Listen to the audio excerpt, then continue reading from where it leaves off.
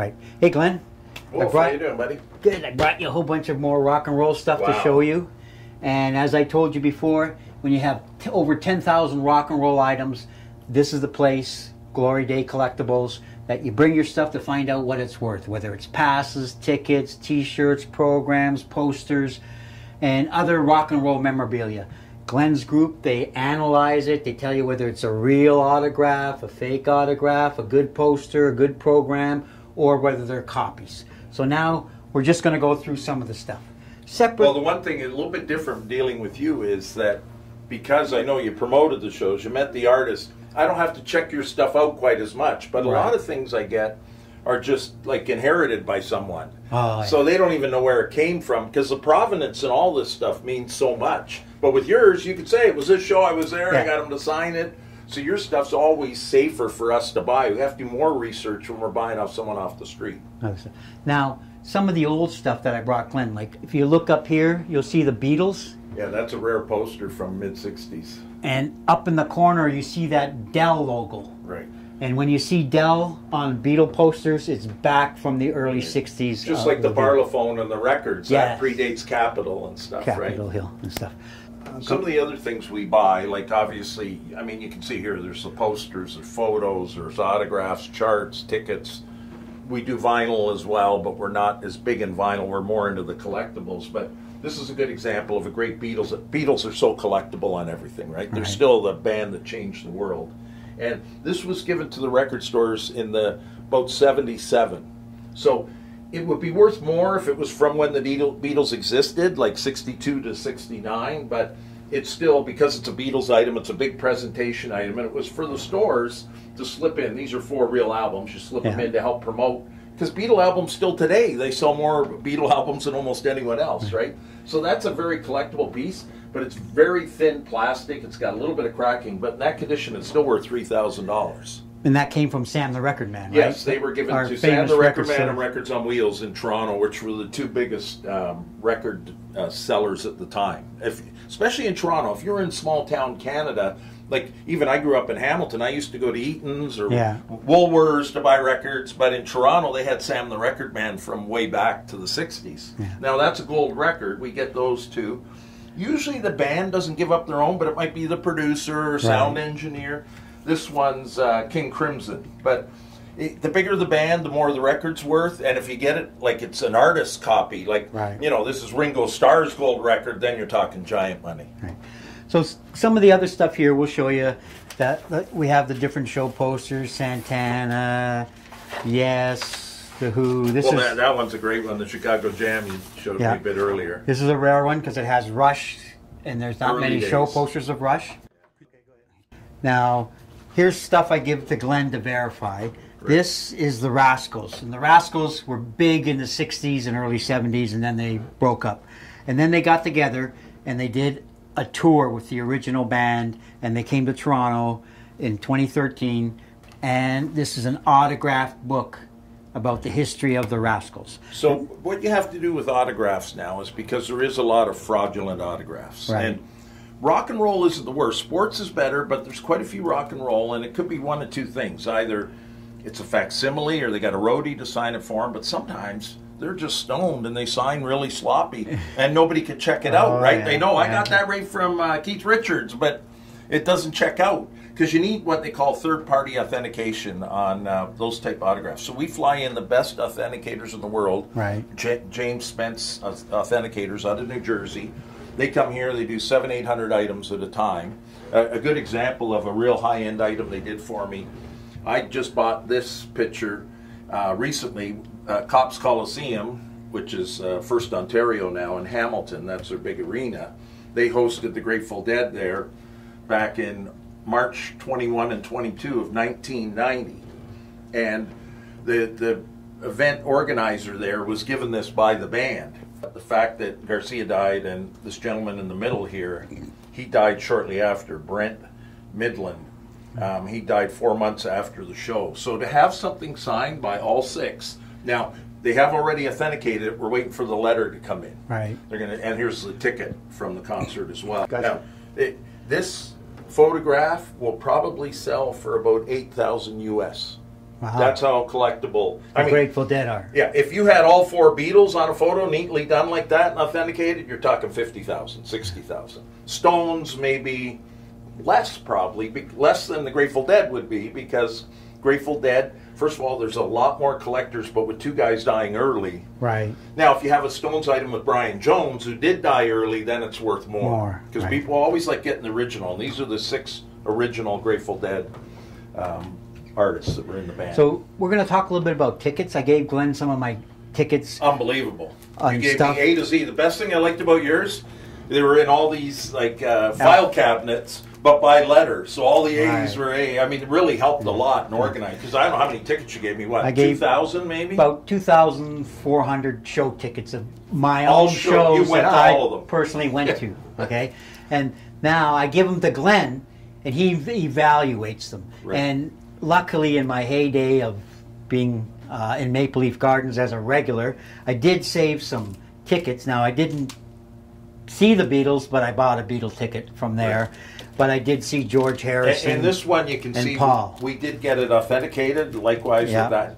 We already knew it was authentic, but people like them displayed like this. It just looks nice in your collection. So tell them the prices of those tickets. This ticket was $5. That's the Beatles at Maple Leaf Gardens. This is their first ever show. The funny thing is about the Beatles at Maple Leaf Gardens, they played more times at Maple Leaf Gardens than anywhere else in North America. And the reason was Ballard conned them into doing a second show each time. So they do a 4 and an 8 o'clock each time they were in. And the Beatles didn't even know there was a second show. No, they didn't know. They were told the day of that they had to play. And then there's 15,000 girls screaming out in the street. They knew they had to do it. But these are all Beatles from the Gardens, Beatles from the Gardens. We probably have about 40 Beatles tickets. That's Dodger Stadium. A very collectible ticket is Candlestick Park. That's the last concert they ever did. And it goes for a couple $1,000s. These are less, but the early McCartney tickets, and you got a really nice George Harrison in here that came from your collection. Yeah, that was a and he's great show. Obviously highly collectible. And this is an original, real Woodstock ticket. And that's a 3-day. So there was tickets for each day. How they were going to get the people out overnight, I've got no idea. But this was a 3-day ticket. And people might say, well, it should be worth a huge amount of money. It's worth a couple $100. The reason it's not worth a lot is the fences got torn down and they never distributed the tickets. So after the show, there was like 50,000 tickets left that have been put in collectors' hands. Right. But still, because it's considered the most legendary concert of all time. Right. So even, I mean, this is mint condition. It's right out of the box. It's a real ticket, but we sell it for a couple $100. Right. Now, Grateful Dead are great demanding in tickets, and they always do really good ticket designs on their tickets. Lots of skeletons and things like this. So we approached the Grateful Dead management through their fan club, and they print 4,000 or 5,000 tickets for every show for their fan club, and the fan club likes these colorful tickets with different graphics. So they make all these, but they never know how many they're going to sell to the fan club. So whatever's left, they're sitting in boxes. So we bought the boxes that came right from the printers with all these tickets. I mean, they're pristine condition, mint. But we got probably 20 or 30 shows of Grateful Dead where we got all the remaining tickets that weren't given to the fan club. And anything Dead, whether it's like you're showing backstage passes, posters, autographs, T-shirts, people love their stuff. Right. Now, just one other thing. We do get into other stuff like this in rock and roll, but you have to make sure you have the right one. There's a lot of fake ones on this. All the Beatles stuff. There's been fakes of almost everything. Okay. Now, charts are a big thing, of course, right? Like this is a chart with a picture that John Lennon drew on the cover, and we have about 20 to 30,000 music charts, mainly from the Toronto area radio stations, but I have lots from the U.S. and they're very collectible. There are also a lot of people will buy them, and I've done this before. I find out somebody's birthday, and I get the chart from that week and give it to them, and they can see all the songs that were #1 when they were born that week. So one of the hottest collections are show passes from the band. Just backstage as hot as tickets are, but show passes are more. And here's 2 of my favorite show passes. Queen and Jefferson Starship, just because of the graphics. Jefferson Airplane. Jefferson Airplane. Starship. Yeah. And all these different passes, you have to make sure they're verified. The key thing with some of these show passes is you look at the back of some of them for that that type. Otto was the big company making these. And if you're aware of those type of stickers, then you know they're not fake, because a lot of people will just take the show pass and make a photocopy. Well, the one you showed here for the airplane, these are the ones you have to be a little more careful about, because they're laminated, and if somebody laminates something, it's hard to tell if it's original or not. Oh, yeah, I know where right. I got these, but there are unscrupulous people who will, you know, cut these out and laminate them and make them look like show passes. So there's phony ones out there. I bought some of the phony ones. So I'm just going to go here, and this is one of my other multiple show posters that I brought. And this is the heart poster. And when I bought this heart poster, it was bought at the concert. As an autograph poster. As an autograph poster. Okay, so you pay extra for this. Now, when I took it to Glenn to check it out, it turns out that only one of the Hart sisters signed the autographs. So it's not... But she signed both, her and her sisters. Yes. And we only know this because the authenticators came in. They say they've done that before. That's one Hart sister signed for both, which kind of screws up the value. It's better than not signed at all, but you're not going to get a real premium value on it. But it's in beautiful condition. By you dry mounting them like you do, or framing some of them, you keep them in perfect condition. We prefer non-framed because it's easier for shipping, but it does keep a poster nice, because if it's not framed, it often gets damaged, posters. But see, that's where sometimes even the artists tell you they sign posters, and it's only half signed by one artist than the other. And McCartney's famous for that. Like, I thought I had a McCartney signed autograph, and it was just probably one of his roadies. Or sometimes they're just high-end copies, like you say. They might be just from a copy machine. So here's like an album. This is early days of rock, and that's, of course, Bill Haley, one of the founders of rock and roll, who did Rock Around the Clock. And this is one of his albums. Actually, Bill Haley and the Comets, Rockin' the Joint, and it's signed on the back by the band. So the early days in music, rock and roll is the most collectible of every genre. Country's okay, but rock, especially that era, from like Elvis, particularly early Beach Boys, Bill Haley, you know, some of the early black rhythm and blues artists and things like that, and right through sort of mid-60s, all the 70s rock and 80s, that's the era with the most collectible music items. So in some of my collections, being a Who fan, I would have all the Who programs here, and then I would give them to Glenn, and he would just put them out as a major Who collection. That's an old Who one, and then he just obviously the ones like this that are when Keith Moon's around are worth a little more. Yes, because especially people, Keith Moon. Yeah, they always want the original artists. Now, one of the other things that isn't often collected in rock and roll is music posters. And this one here is Hot Wax, which is the reason Cleveland has the Rock and Roll of Fame, because of this guy, Alan Freed, who was a DJ that ended up promoting the early rock shows. Right, and did the concert. And then this is this is actually a classic country show, but the more one I wanted to get. That's a very cool one. That's a famous one. That's a really nice poster, though, because you got so many of the early artists. I mean, these are the people who founded country music here, right? And this stuff would go in a good country bar and stuff. And this one, of course, is the Secret Policeman's Ball, which was a concert in England with a lot of famous bands. And this is a rare Who concert out in the island of Wight. The Isle of Wight? Yeah. So, but those things they add on to it. This one, of course, will go good because it's Roy Orbison in a Western. Wow. You know? I've never seen that one before. So you get a lot of stuff. And then, of course... So this is from 1967, the Roy Orbison one. That's unbelievable. And my favorite group of the world, the... Traveling Wilburys. Traveling Wilburys. Yeah. So you've got from Electric Light Orchestra, Don Petty, Beatles, Dylan, and Roy Orbison. Yeah.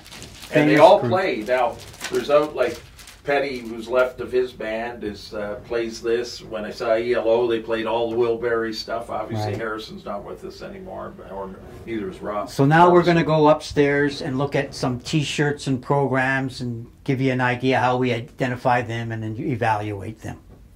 So now we're upstairs at one of Glenn's offices, and up here is where T-shirts, passes, programs, tickets, and sports stuff. Most things here are online somewhere. Right. Our site, eBay, auction houses. We sell many platforms, but most of the stuff up here is online somewhere. Yeah, and that's Glory Days Collectables. You know.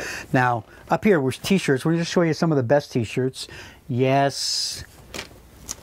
These are best Santana. for graphics. There are more collectible ones from the early days, but these are just, and Grateful Dead ones with the skeleton and stuff. Yeah. People love their shirts. The Classic Who with Classic the RAF logo. So the interesting part with all these T-shirts, we have boxes of shirts, obviously, right? And in the old days, I bought large, and now the large are medium, and the girls love them. It's the girls who buy them. Yep, it's the girls that buy these T-shirts like crazy. In their 20s, going to university, whatever, they love wearing shirts like this. And they all raid their dad's closet or whatever, looking. Dad, did you go to rock and roll shows? But they want the early shows. They want them from the 90s, 80s, 70s. And in a way, it worked out good that I bought large shirts that now are medium shirts over the years. Or maybe I got larger. That's possible too. We're talking about tickets downstairs just for a minute more, and I told you Beatles are a big thing for us. But there's Beatles playing outside of Boston. There's an Atlantic City ticket. There's them at the Indiana State Fair. This is a small theater in Glasgow that they played. Here's another Atlantic City. Here's one them playing King's Hall in Balmoral. That's a Cleveland Stadium ticket. Dodger Stadium. Just Beatles, that's an unused ticket. Unused tickets are very rare because, of course, everyone wanted to go. And that's an unused ticket from Atlantic City. There's a ticket for Zeppelin as well. People love Zeppelin, and their tickets are very collectible. And this is actually a show that Wolf promoted, the Heat Wave. Heat Wave up in most Which was really the first big concert for new wave acts in the early 80s to come out and do a big festival. You had, what, 80,000 people there or more? 85, 90,000 people there. It was a great show. I was there. Great new age show. Yeah. So a couple of the other things we have is Glenn takes all these programs and researches them. Like here you have Led Zeppelin. The tours they were from. Because just a magazine's not worth much, but if it's a tour program, it's worth a lot. People love tour programs. Right. And you want to make sure they're the real programs and not a copy. Here's an example of Beatles. And people might think these are worth a lot more, but Beatles only toured North America 3 times, 64, 5, and 6. And they did a different program for each year. These are the 3 Beatles programs there were.